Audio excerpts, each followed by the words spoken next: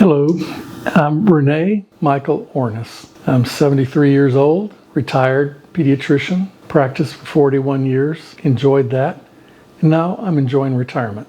Well, I selected pediatrics to specialize in because I found it was easier to deal with children behaving like children than adults behaving like children.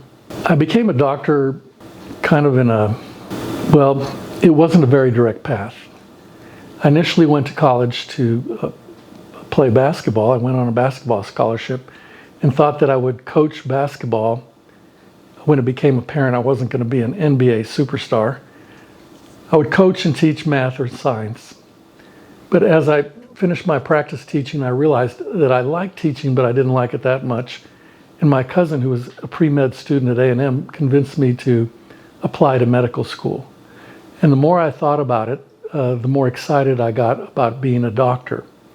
But it was funny when I was interviewed for medical school and they asked if I had any family members that were doctors that I modeled after. And I said, no, I don't have any family members that were doctors. And they asked, well, have you ever worked in a hospital? I said, no. And they said, well, why do you want to become a doctor? So it was, I think, a small miracle that I was accepted into medical school.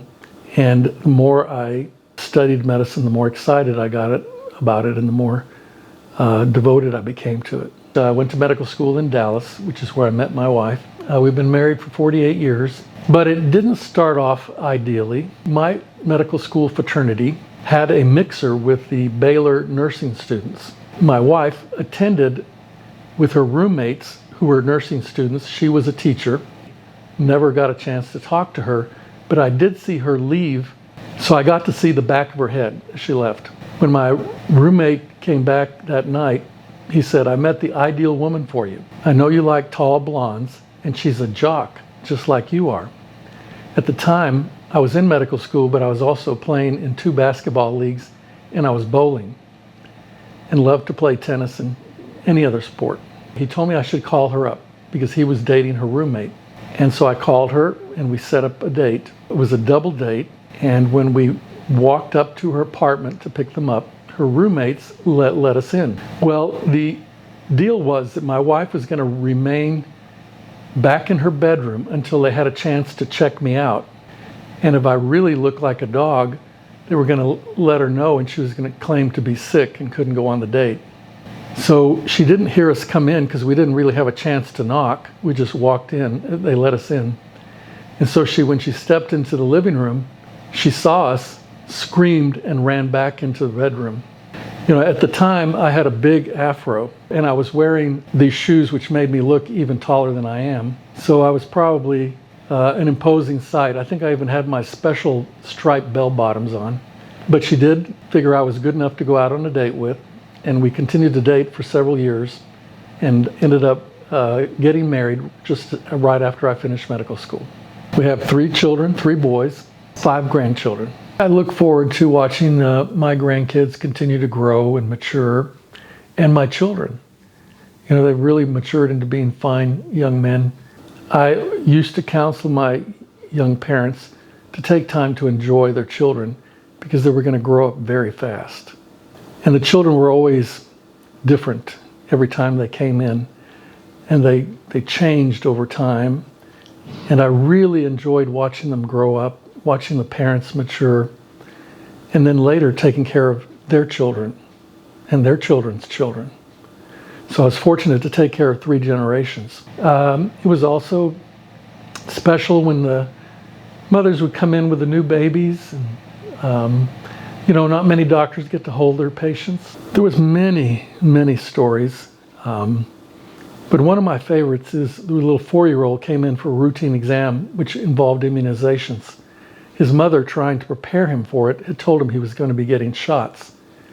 So he freaked out even before I came in the room. He was kicking and screaming. The exam was very difficult because he didn't cooperate for anything. He ran under the exam table, wouldn't come out. He had to be dragged out. I did the best I could as far as conducting an exam.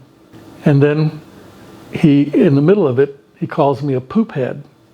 And his mother said, oh, that's not nice. He said, well, I could use the other word. And she said, no.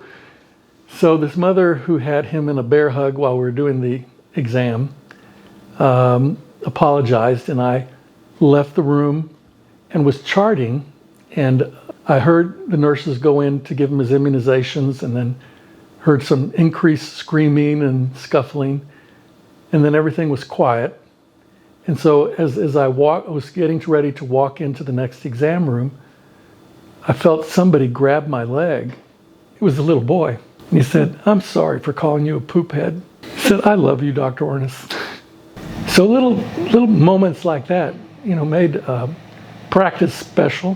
When I was practicing medicine, it was a very time-consuming specialty, and I didn't have time to develop the other side of my brain, if you will.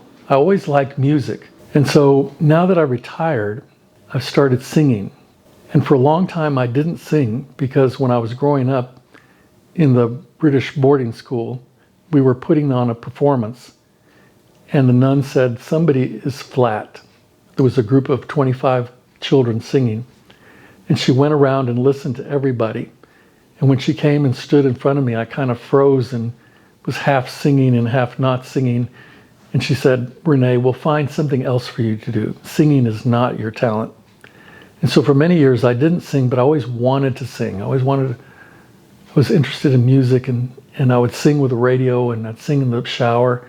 And so I've started singing with two groups now. One is Friends in Harmony, which is a barbershop harmony group. And I've also started singing with the Threshold Choir. It's a group of us that sing for people that are in hospice or in extended care. And I found a lot of pleasure in that. I've had time to write. And so since I retired, I've started writing poetry. And we went to a poetry recital. And one of the people we attended challenged me. And they said, you think you could ever do something like that? So I wrote a poem, and people liked it. And I continued to write.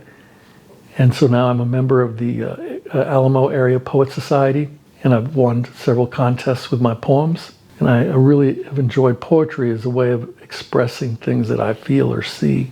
And I've also written 3 plays now, and we performed one recently. And I've taken a lot of pleasure, first in acting and now in writing and directing. And I'm currently writing another play.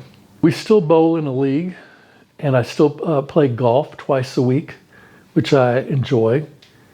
And I no longer am able to play basketball, but I did coach a middle school basketball for about 20 plus years.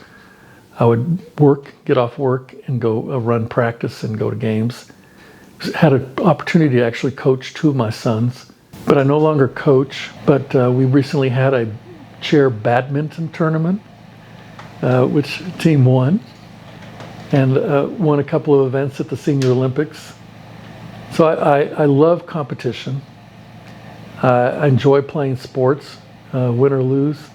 I play to win, but win or lose, I enjoy it. I think sports have always been a big part of my life. I played basketball in college, played 1 year professionally. I'm not sure, in fact, I know I can't touch the rim anymore. Physically, I've noticed in golf, I don't hit the ball quite as far as I used to. And for somebody who's very dependent on their physical prowess, having to accept that your body can no longer perform the way it used to is hard, but it gives me a little more appreciation every time my knees ache or my hips give me a problem when I stand. I appreciate those people that are 10, 20, even 30 years older than me. And the challenges, even just getting up and getting dressed some mornings, your perspective changes a little bit, and you realize, hey, I don't have to be quick about everything. It's given me a little more time to appreciate the sunrises, which we can see out of our window in the mornings, and not have to rush off to work. I think continuing to evolve. I don't think because you become 70, 80, even 90 years old that you quit evolving, quit maturing, and appreciating different aspects of life you didn't before. Like a lot of people, we have a lot of stories. I think there's a lot of people here where I live that have a lot that they could share with other people, but don't have the confidence to do it. So I would encourage other seniors to not give up on life, and try to add color to the world around you.